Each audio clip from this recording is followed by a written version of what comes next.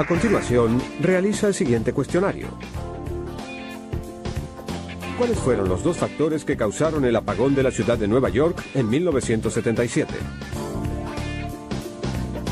¿Por qué un traje metálico protege a un operario contra descargas eléctricas? Discute el impacto provocado en tu ciudad por un apagón total. Considera las posibles consecuencias y explica las medidas de emergencia que deben tomarse. Todo sobre la electricidad. Primera parte. Mucho antes de saber qué era, y mucho antes de controlarla, la electricidad ya fluía por nuestros cuerpos y descendía de los cielos.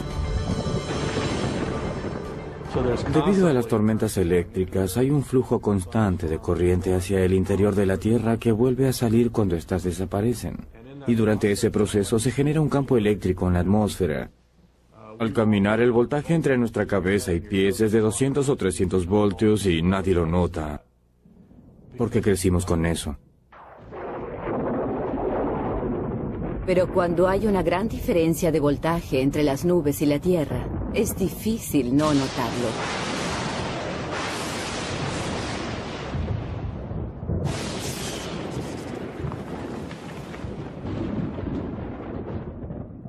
Benjamin Franklin también se sintió fascinado por ese fenómeno. De hecho, él inventó la designación de carga positiva y negativa.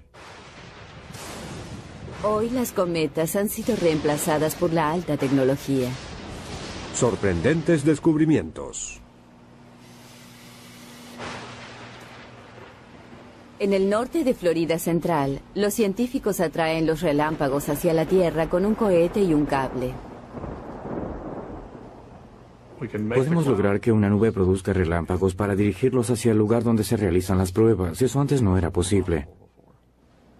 Ellos dirigen el relámpago hacia casas simuladas y líneas eléctricas para entender qué sucede cuando éste choca contra ellas. El lanzamiento del cohete produce más experimentos controlados de los que Benjamin Franklin hubiera podido imaginar. El cohete es cargado y lanzado hacia una nube de tormenta. Una bobina de cable de cobre se va desenrollando desde la cola del cohete, creando un camino para el relámpago. Hay una gran emoción y tensión antes de apretar el botón. Y luego, cuando el cohete sube, uno contiene la respiración durante 2 segundos. Es algo incomparable. Cuando tenemos éxito nos sentimos muy bien porque hacemos esto solo 20 o 25 veces por verano. Por lo tanto, todas son muy importantes.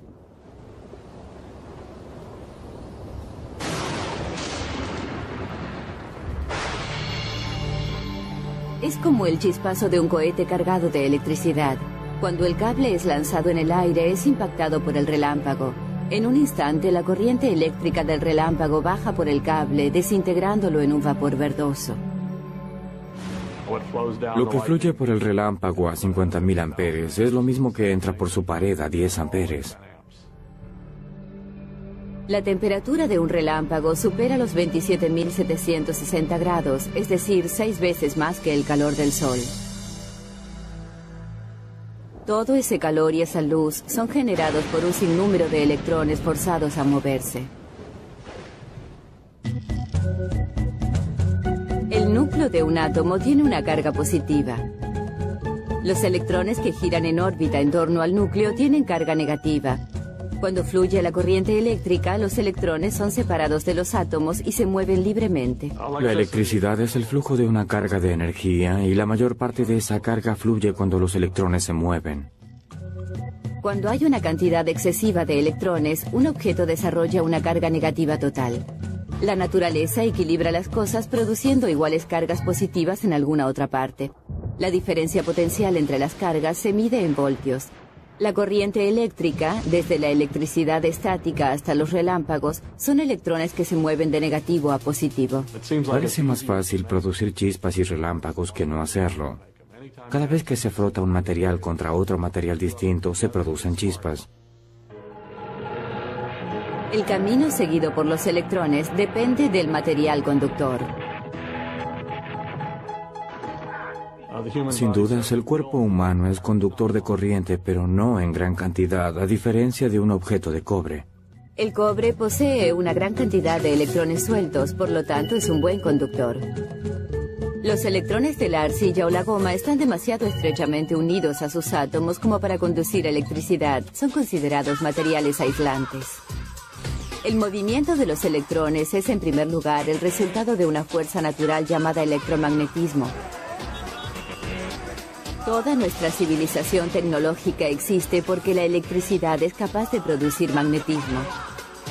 Y el magnetismo puede producir electricidad. Esto se debe al hecho de que existen dos clases de fuerzas llamadas electricidad y electromagnetismo. Estas dos fuerzas son la fuerza eléctrica y la fuerza magnética.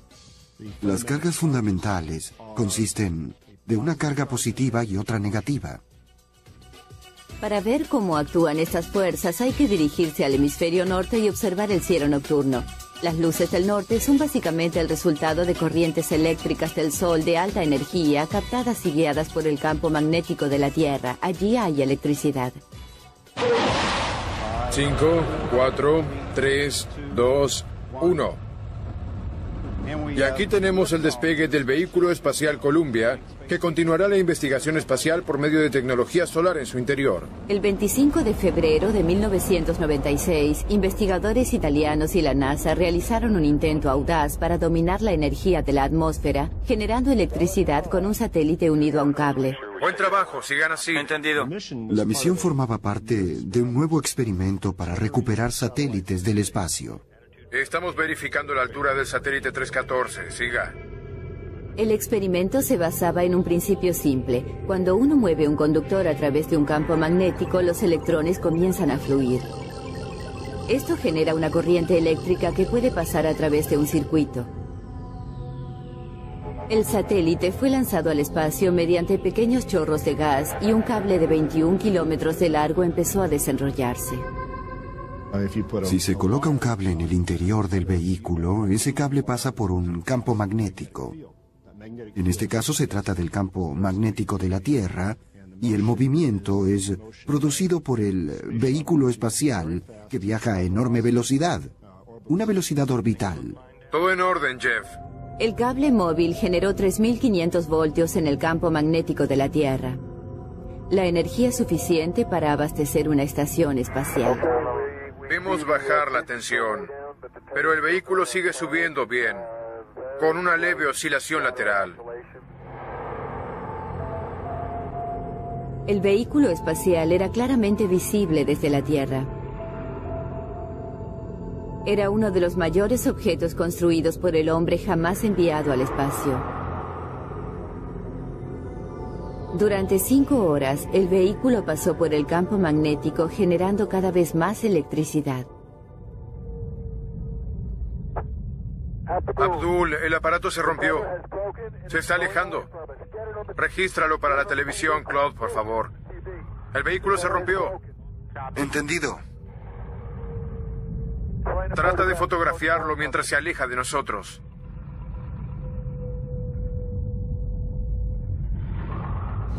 Al mirar hacia atrás, vimos que efectivamente el aparato se había roto.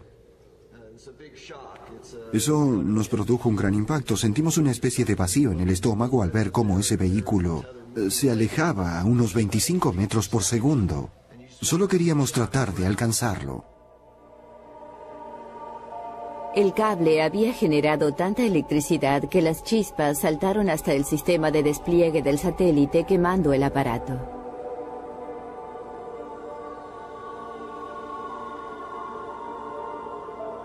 El satélite experimental, valuado en $440 millones, se fue alejando por el espacio.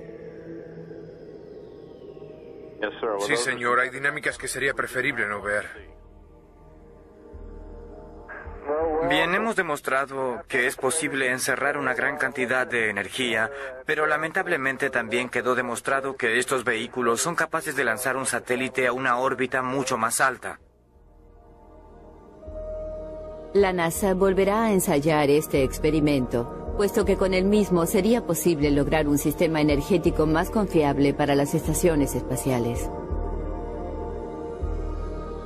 Estamos tratando de ver si enviando corriente al interior del aparato en la dirección opuesta podemos forzar la corriente en otra dirección y convertirlo en un dispositivo a propulsión.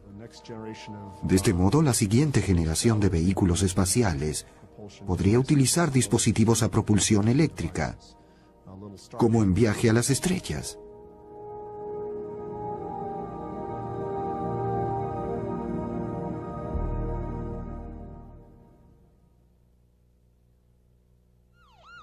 El día que las luces se fueron. Tal vez notemos realmente la electricidad cuando no la tenemos. El 13 de julio de 1977, la ciudad de Nueva York sufrió un apagón. Durante 25 horas, los neoyorquinos carecieron de luz, ascensores y alarmas. Los relámpagos habían destruido líneas de energía al norte de la ciudad y los equipos de relevo de la compañía no funcionaban. Se requieren muchas cosas para hacer funcionar un sistema eléctrico, no solo maquinaria, sino también hombres, y el mantenimiento de estos sistemas cuesta mucho dinero. Las empresas de servicio deben cuidar sus líneas. Sobre la cuerda floja. En los Estados Unidos, el 98% de los hogares y comercios reciben energía de un vasto sistema eléctrico formado por una red de líneas eléctricas entretejidas como una malla.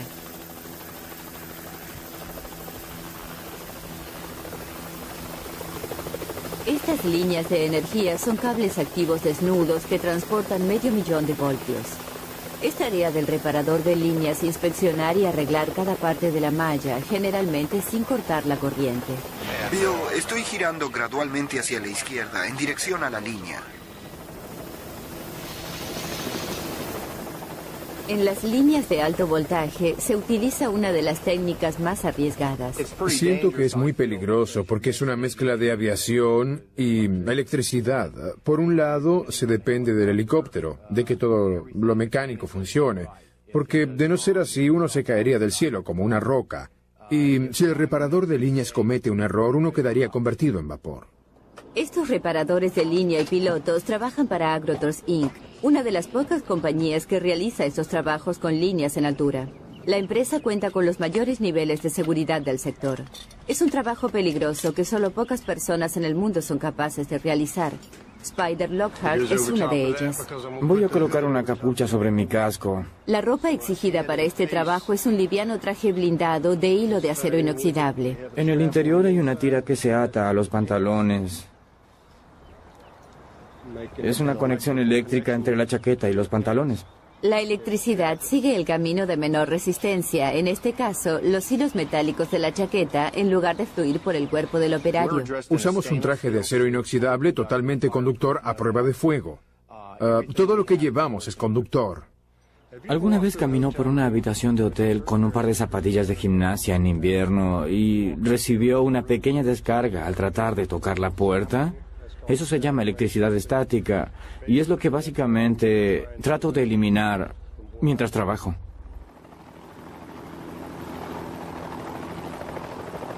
A lo largo de toda Norteamérica hay reparadores de líneas que arriesgan sus vidas cada día para mantener el suministro de energía. La peligrosa combinación entre helicópteros y líneas de electricidad se utiliza para ahorrar tiempo y dinero. Agrotors completa en pocas horas reparaciones que llevarían días con un equipo convencional en tierra. Bill, estamos buscando el número exacto de la estructura y cuando nos orientemos posiblemente debamos retroceder 1 o 2 secciones. La vida del reparador de líneas depende de una constante comunicación con el piloto. Esta es la sección que buscamos. Avanzaré y bajaré entre las 2 líneas de 500 kilowatts. Vamos a encontrar la parte dañada y prepararnos para empezar a trabajar. Si nos acercamos demasiado a una línea eléctrica y un árbol, la electricidad produciría un arco entre todos nosotros y esto podría provocar un cortocircuito en la línea que nos destruiría. Si la comunicación se interrumpe, ambos saben que algo salió mal. Un hecho crucial que Spider Lockhart aprendió con la experiencia. Cuando sentí pasar el voltaje a través de mi cuerpo, desde el piso mecánico, supe que había cometido un error. En un momento así, ya es demasiado tarde para pensar en tus errores, pero yo lo supe apenas sentí eso. Había suficiente como para darme cuenta que me estaba matando y le grité al piloto que se alejara de la línea. Pero él no me escuchaba porque yo no podía abrir mi boca. La electricidad detuvo el corazón de Spider, pero un compañero lo revivió salvándole la vida. Vi a Spider tirado en la plataforma con una parte sobre y otra fuera de la misma y supe que algo estaba mal. Cuando llegó el helicóptero ni siquiera esperé a que aterrizara. Salté sobre la plataforma y empecé a cortar los arneses de su cuerpo. Le cerré los ojos para hacerle masajes al corazón. Tardé algo más de 3 minutos en hacerlo reaccionar. Cuando Spider está suspendido en el aire sin apoyarse por lo tanto en nada, la electricidad lo considera como una parte del cable, pasando sin dañarlo sobre y no a través de su cuerpo.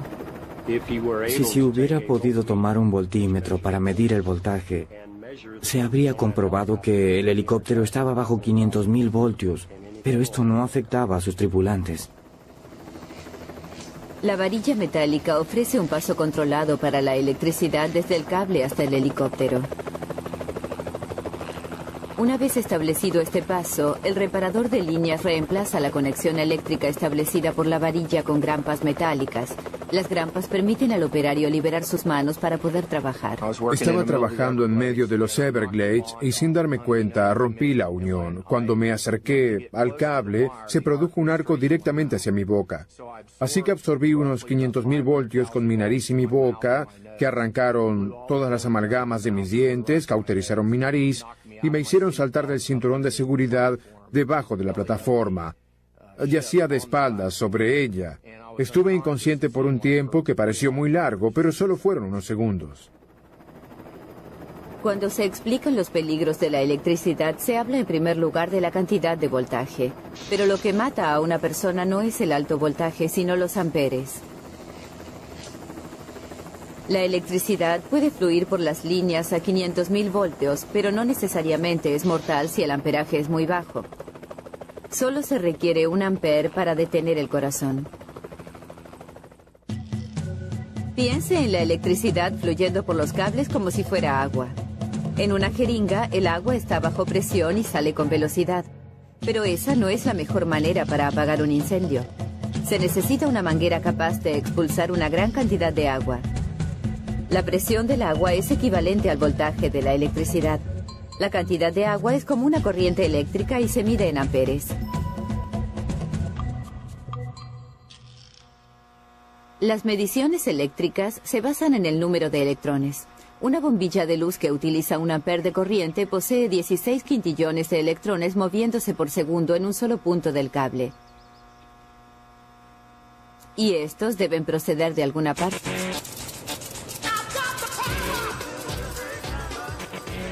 Buenas noches, damas y caballeros. Mi nombre es Bruce. Seré su guía durante el recorrido de esta noche. Detrás de mí está el Hoover Dam, de 221 metros de alto y unos 200 metros de espesor en la base. En el Hoover Dam hay suficiente concreto para pavimentar una ruta de 2 carriles desde San Francisco, California, hasta Miami, Florida.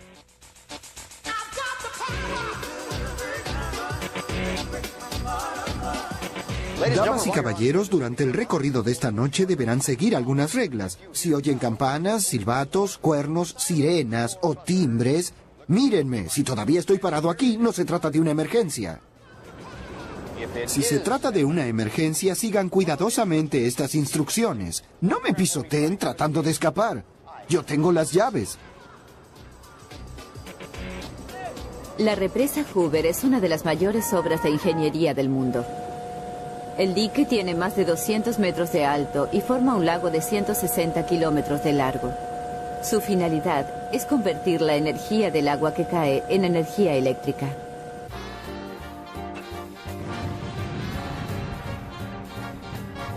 Esta obra fue posible gracias al trabajo de hombres como Tommy Nelson y Lee Tillman. No teníamos mucho tiempo para pensar, excepto en que nos pagarían al finalizar la semana. No era mucho dinero, ¿verdad, Lee? En mi caso era $5 al día. Sí, a ti te iba mejor. Yo solo ganaba 4. Ven, yo manejaba un camión. ¿No es verdad? Tú manejabas un camión. Sí, y me daban $1 más por día. Claro. La represa Hoover fue construida durante la Gran Depresión de los 30. No solo creó empleos que tanta falta hacían, También formó parte de un esfuerzo a nivel nacional para transformar la vida rural por medio de la electricidad. Pasamos de la luz a querosene a la luz de carburo y propano. Y finalmente llegó la electricidad accesible para todos. La electrificación rural. Franklin Delano Roosevelt hizo grandes cosas para el oeste. Hoy, la represa Hoover genera suficiente energía para abastecer a más de 1 millón de personas. Son muchos vatios. Multiplique voltios por amperes y obtendrá vatios. Se requieren 100 vatios para encender una bombilla. 1000 vatios equivalen a 1 kilovatio. La represa Hoover produce 4.000 millones de kilovatios por año. Esta energía es enviada a California, Nevada y Arizona.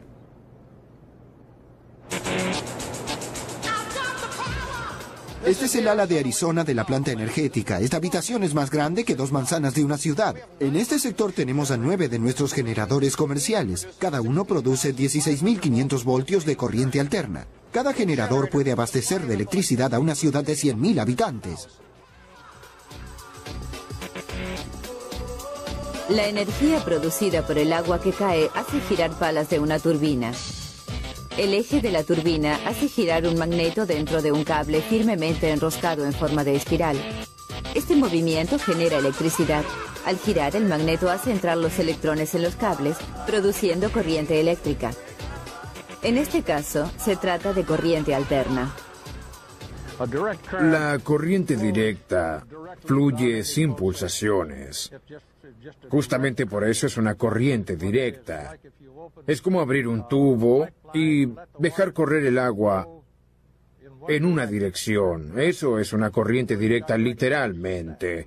Una corriente alterna significa que la electricidad fluye hacia la carga y vuelve al generador, así una y otra vez. La frecuencia con que se produce este movimiento es llamada ciclo. Los generadores producen 16.500 voltios de electricidad. Antes de salir de la planta, el voltaje de la electricidad se incrementa o eleva hasta 230.000 voltios para recorrer una larga distancia.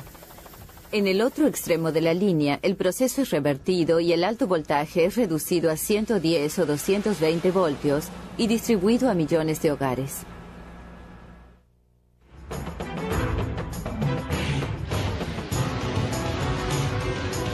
Todo sobre la electricidad. Fin de la primera parte.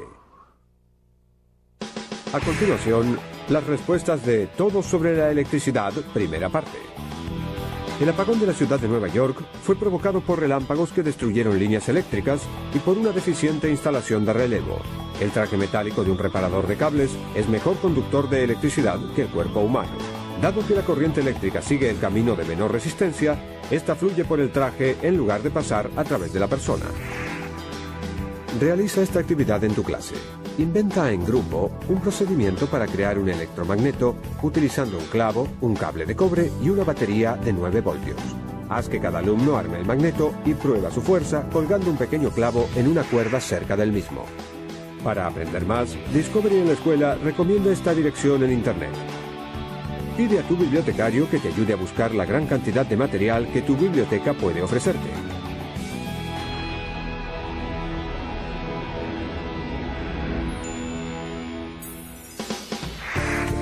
A continuación, estudia y discute las respuestas para Todo sobre la electricidad, segunda parte. ¿Cuál es el lugar más iluminado visto desde el espacio realizado por el hombre? ¿Por qué el parque de diversiones de Coney Island fue llamado el paraíso eléctrico? Discute la tecnología empleada para el brazo mioeléctrico Utah. ¿Cuáles serían las mejoras necesarias para que estos dispositivos se conviertan en reemplazos adecuados de miembros humanos? Todo sobre la electricidad. Segunda parte.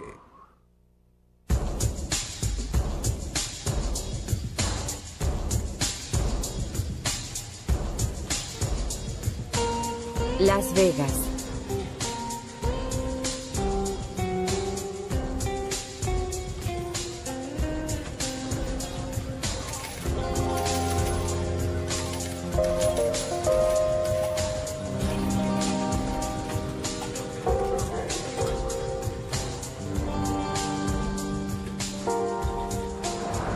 Bien, las personas son como insectos, les encanta la luz los atrae, quieren ver de qué se trata todo. Por eso los operadores de casinos y todos los demás ponen grandes cantidades de luz para atraer a la gente, como diciendo, estamos haciendo una fiesta, pasen, entren. La teoría de Las Vegas es, si construyes algo, la gente vendrá. Y si lo construyes y lo llenas de luces, la gente vendrá y gastará su dinero. Sin electricidad, esta ciudad solo sería un lugar somnoliento más en el desierto. Desde el espacio, es el lugar más iluminado del planeta hecho por la mano del hombre. Millones de bombillas que en algún momento u otro se queman y deben ser reemplazadas. Cada noche, los equipos de la Young Electric Sign Company salen a reparar y reemplazar las bombillas.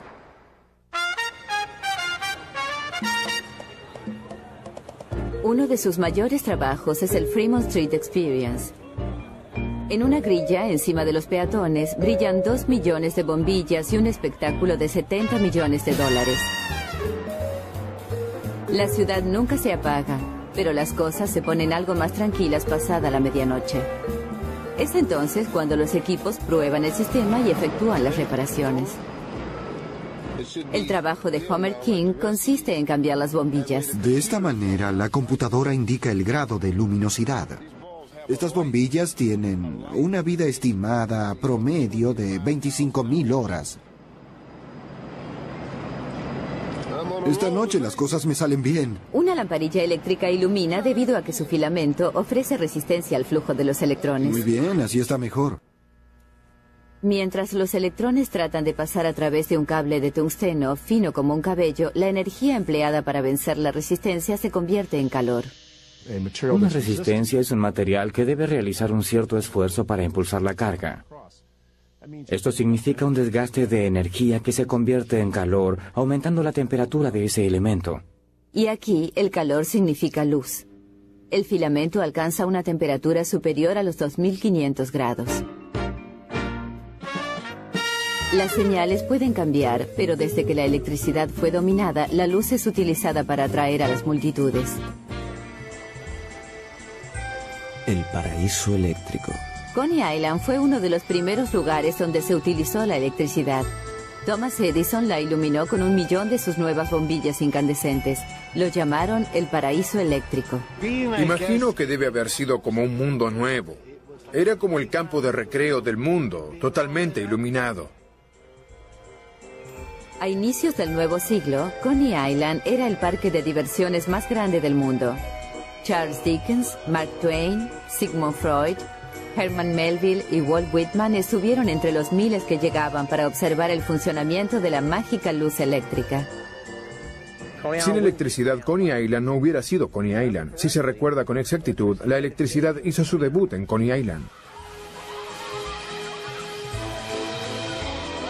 Coney es luz. Coney es movimiento. Coney es eléctrica.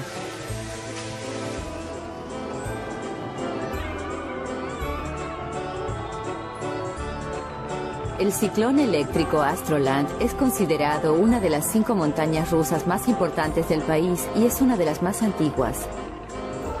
Cuando llega al fondo, alcanza una velocidad de 88 kilómetros por hora. Y los pasajeros sienten la fuerza de 4 Gs.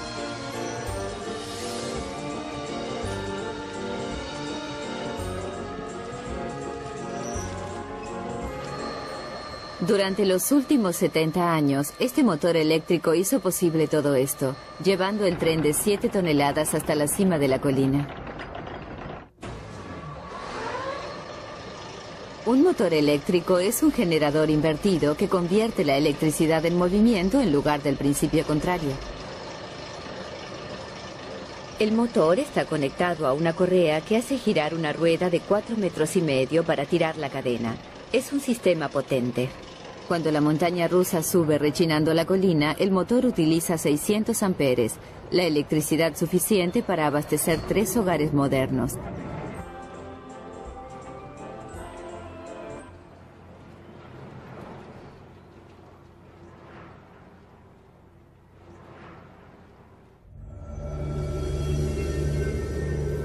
Apenas los científicos habían logrado capturar la energía eléctrica, comenzaron a experimentar con ella.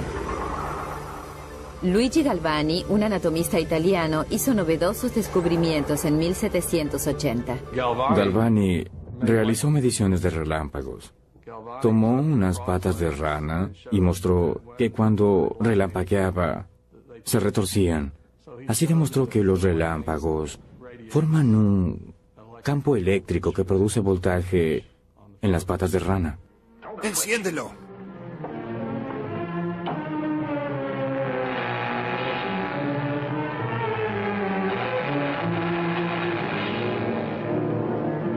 No puede ser. Me pareció ver una pulsación.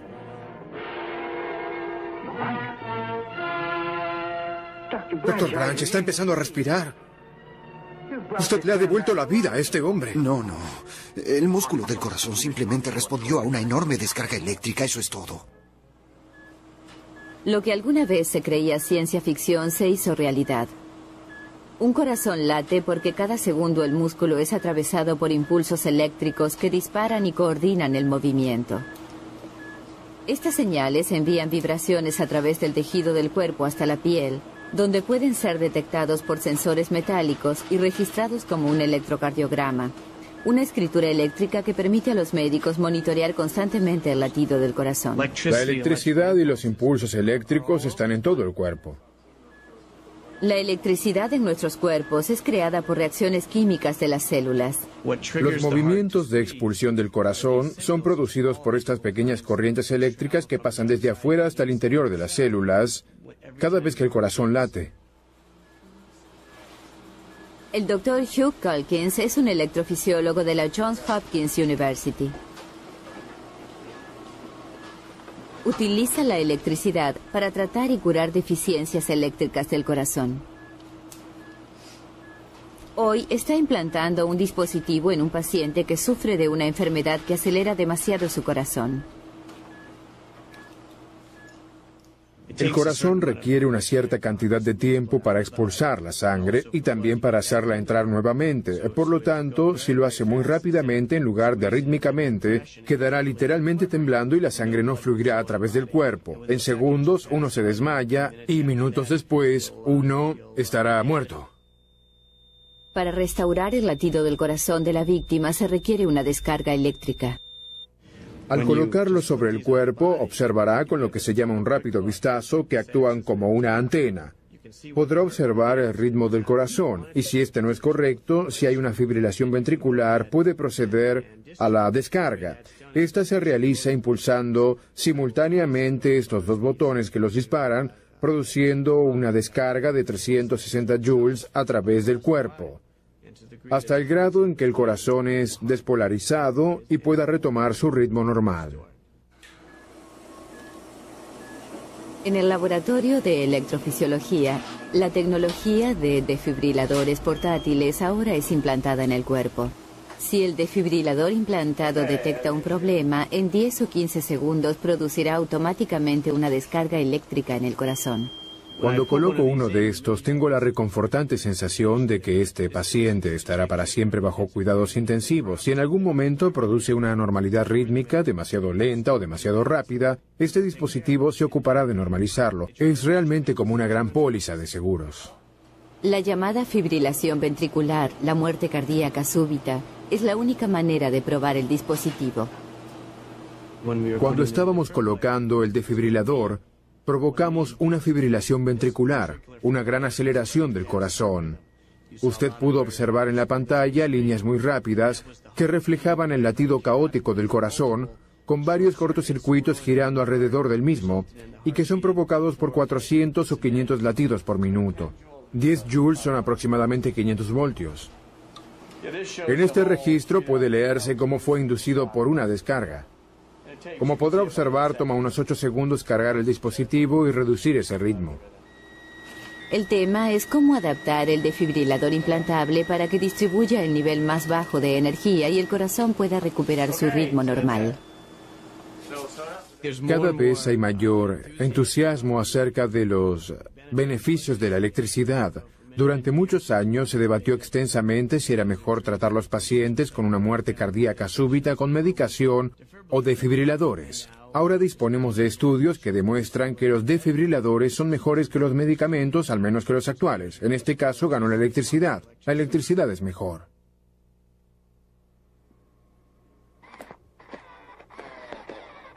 Esto es un brazo Utah. El cuerpo eléctrico. Una de las conexiones más novedosas entre el hombre y la máquina. El dispositivo utiliza los impulsos eléctricos del mismo cuerpo humano para operar y controlar un brazo eléctrico. John Migueles trabaja con amputados enseñándoles cómo utilizar y operar el brazo mioeléctrico. En este momento hay una competencia entre el trasplante de miembros y los electrónicos.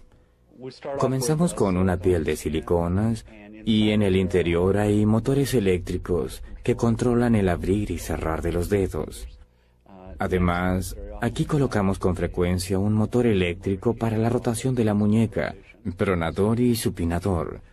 Y también tenemos un motor eléctrico aquí para esta transmisión, como podrá observar, que controla la flexión y la extensión del codo.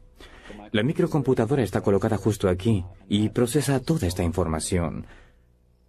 Una de las cosas buenas de la mano es que posee una gran fuerza prensil de más de 10 kilogramos.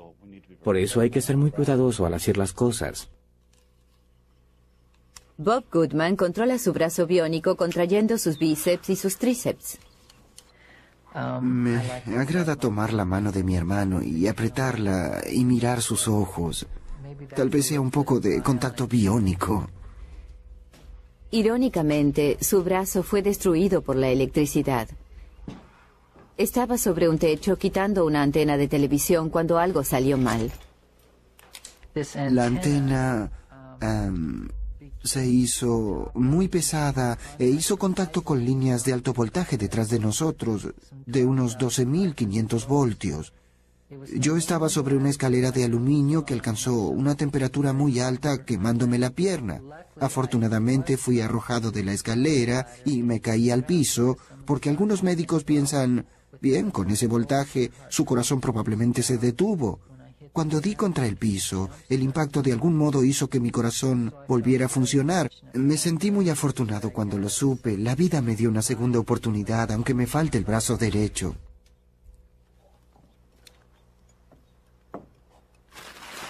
Cuando el cerebro envía una señal eléctrica para flexionar el músculo del brazo, la señal o impulso es interceptado en el sitio del músculo por electrodos o sensores de piel. Este impulso eléctrico luego es amplificado y utilizado por una microcomputadora para controlar los motores eléctricos del brazo. El paciente debe ser capaz de producir dos señales independientes o contracciones musculares. En este caso, con Bob, estamos utilizando los bíceps y tríceps, pero tiene que ser capaz de moverlos en forma independiente. Si comenzara a moverlos al mismo tiempo, le estaría indicando a la mano que se abra y cierre al mismo tiempo, lo cual solo provocaría un leve temblor en esa mano. Con un brazo mioeléctrico se cierra el codo así para que la mano trabaje. Y para soltar el codo se requiere la flexión de ambos músculos al mismo tiempo y luego una relajación instantánea. Lograr, en mi caso, soltar el codo me llevó realmente unos cuantos meses. Siempre flexionaba un lugar antes que el otro. Aprender a soltar el codo fue lo que me llevó más tiempo. ¿Cómo van las cosas? ¿Tiene algún problema en particular? Realmente no. Me coloqué un arnés nuevo y lo ajusté en el hueco y parece estar respondiendo muy bien. Genial. ¿Y cómo va la batería? Bien, yo desconecto el brazo aquí y las baterías resisten bien. Este paquete de baterías nuevas me dura de 4 a 5 días. Es mucho. Muy bien. Abrir y cerrar es lo mismo. El mismo esfuerzo para ambos. Debo limpiar eso. Bien. Abra y cierre. Bien, cierre.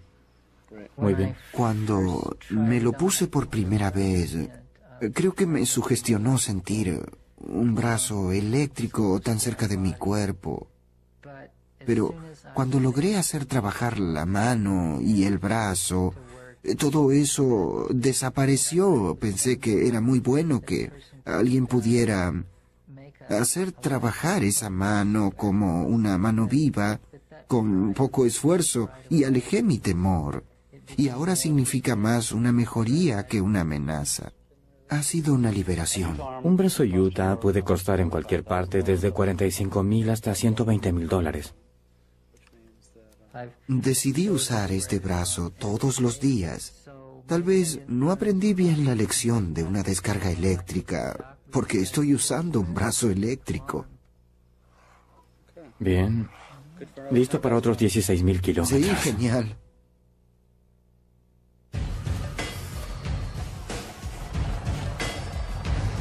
El mundo moderno sería inconcebible sin electricidad.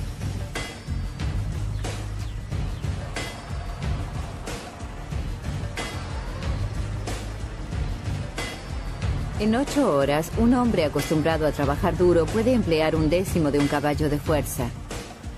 Pero la misma cantidad de trabajo puede ser realizado por un motor eléctrico en una fracción de ese tiempo.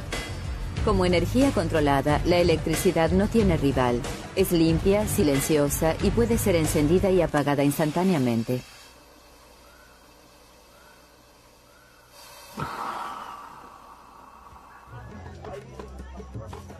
En todo el mundo aún existen 2.000 millones de personas que carecen de energía eléctrica. La mayoría vive en lugares remotos como el pueblo brasileño de Boa Sorte.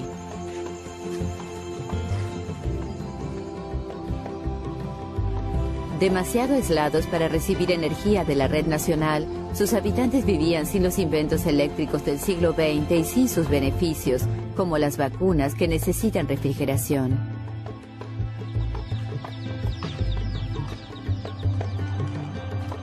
Y sin motores eléctricos ni agua corriente limpia.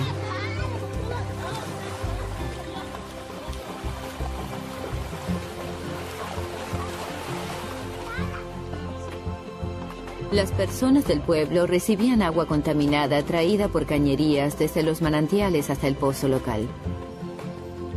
El único agua limpia estaba bajo tierra a gran profundidad. Se necesitaba una bomba eléctrica para traerlo a la superficie. Para resolver este problema, los gobiernos de Brasil y Estados Unidos unieron sus fuerzas para proveer electricidad por medio de la energía solar. Levantar postes y líneas eléctricas es tan costoso que en realidad aquí es mucho más económico utilizar energía fotovoltaica en lugar de los combustibles tradicionales. Las células fotovoltaicas o paneles solares transforman la energía irradiada por el sol en electricidad. Una energía limpia y renovable a la que pueblos como este pueden acceder. El ingeniero Roger Taylor forma parte de esta iniciativa de electrificación en Brasil. En este pueblo en particular, todo va a cambiar cuando puedan acceder a la escuela de noche. La clínica estará en condiciones de almacenar vacunas y de proveer más servicios sanitarios puntuales. El sistema de bombeo de agua suministrará un agua muy pura, limpia y filtrada, puesto que es extraída a una gran profundidad. El esfuerzo combinado establecerá aquí 4 sistemas diferentes. El mayor proveerá una bomba eléctrica para el pozo. Bombear agua requiere una gran cantidad de energía. Además, en este caso, el pozo es muy profundo. Aquí está el pozo y colocaremos la bomba a 100 metros de profundidad, por lo tanto, se necesitará mucha energía para traer el agua a la superficie. Cuando un panel solar es expuesto al sol, los materiales en su interior liberan electrones y producen electricidad. En Boa Sorte, los paneles se conectan a una bomba. Cuando el sistema esté instalado, habrá corriente eléctrica y agua. El 26 de mayo de 1997, el pueblo conectó la energía eléctrica.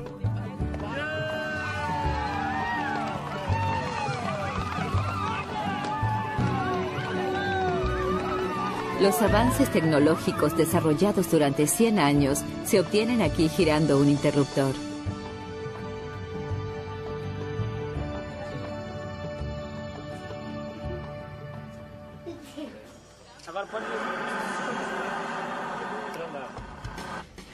Cuando puedan tener el nivel de vida básico como el que disfruta mucha gente en el mundo, será muy interesante ver cómo evolucionarán sus vidas y su cultura a partir de ahí.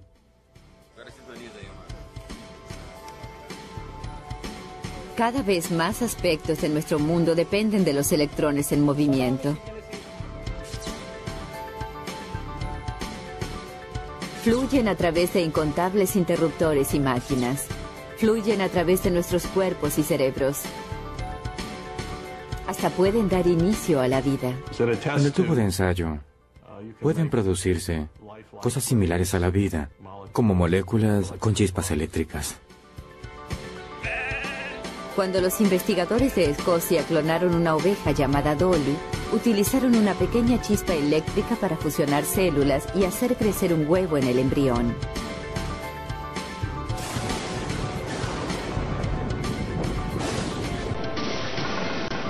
Todo esto comenzó gracias a la curiosidad de un hombre allá por 1752.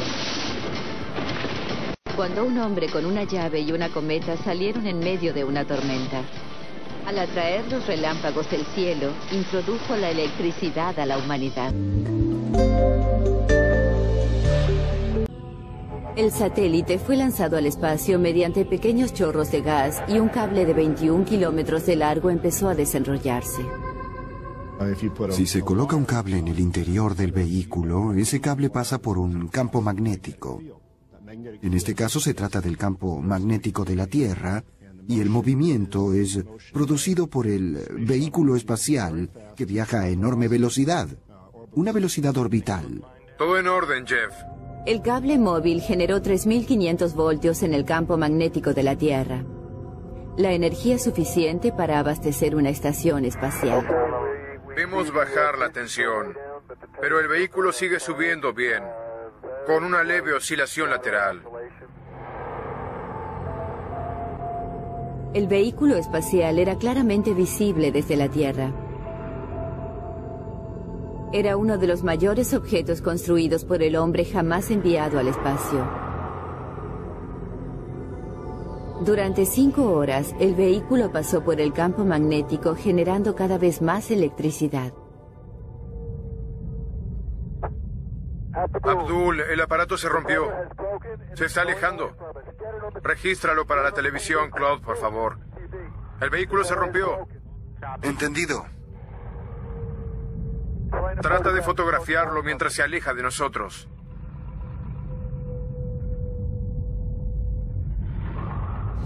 Al mirar hacia atrás, vimos que efectivamente el aparato se había roto. Eso nos produjo un gran impacto. Sentimos una especie de vacío en el estómago al ver. El movimiento de los electrones es, en primer lugar, el resultado de una fuerza natural llamada electromagnetismo. Toda nuestra civilización tecnológica existe porque la electricidad es capaz de producir magnetismo. Y el magnetismo puede producir electricidad. Esto se debe al hecho de que existen dos clases de fuerzas llamadas electricidad y electromagnetismo. Estas dos fuerzas son la fuerza eléctrica y la fuerza magnética.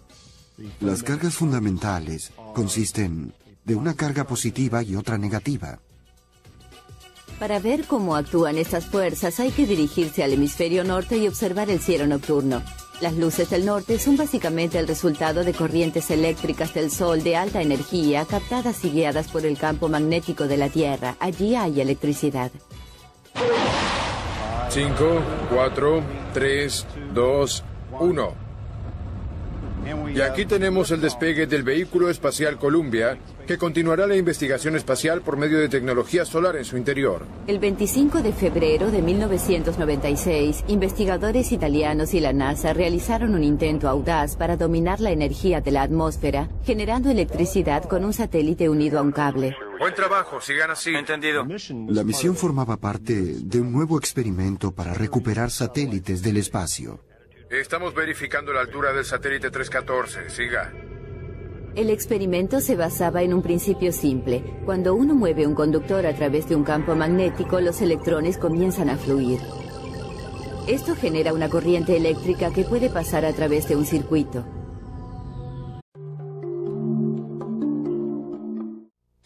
A continuación, realiza el siguiente cuestionario. ¿Cuáles fueron los 2 factores que causaron el apagón de la ciudad de Nueva York en 1977? ¿Por qué un traje metálico protege a un operario contra descargas eléctricas? Discute el impacto provocado en tu ciudad por un apagón total.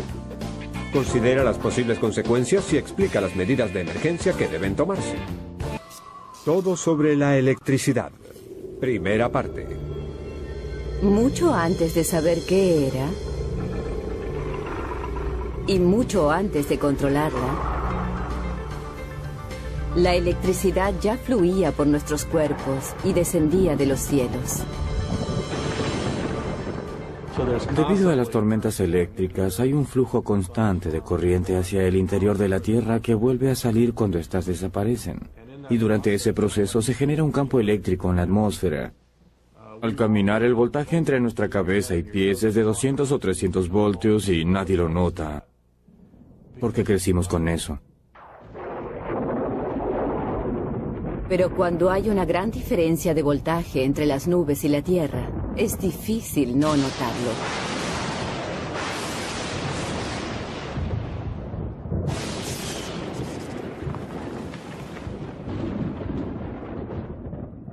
Benjamin Franklin también se sintió fascinado por ese fenómeno. De hecho, él inventó la designación de carga positiva y negativa. Hoy las cometas han sido reemplazadas por la alta tecnología. Sorprendentes descubrimientos. En el norte de Florida Central, los científicos atraen los relámpagos hacia la Tierra con un cohete y un cable. Podemos lograr que una nube produzca relámpagos para dirigirlos hacia el lugar donde se realizan las pruebas. Eso antes no era posible. Ellos dirigen el relámpago hacia casas simuladas y líneas eléctricas para entender qué sucede cuando éste choca contra ellas. El lanzamiento del cohete produce más experimentos controlados de los que Benjamin Franklin hubiera podido imaginar. El cohete es cargado y lanzado hacia una nube de tormenta. Una bobina de cable de cobre se va desenrollando desde la cola del cohete, creando un camino para el relámpago. Hay una gran emoción y tensión antes de apretar el botón. Y luego, cuando el cohete sube, uno contiene la respiración durante 2 segundos. Es algo incomparable. Cuando tenemos éxito nos sentimos muy bien porque hacemos esto solo 20 o 25 veces por verano. Por lo tanto, todas son muy importantes.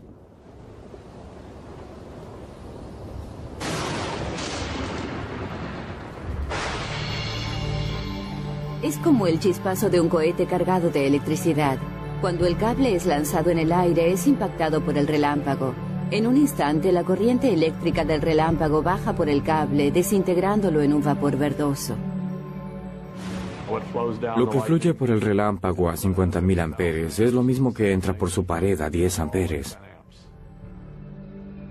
La temperatura de un relámpago supera los 27.760 grados, es decir, 6 veces más que el calor del Sol.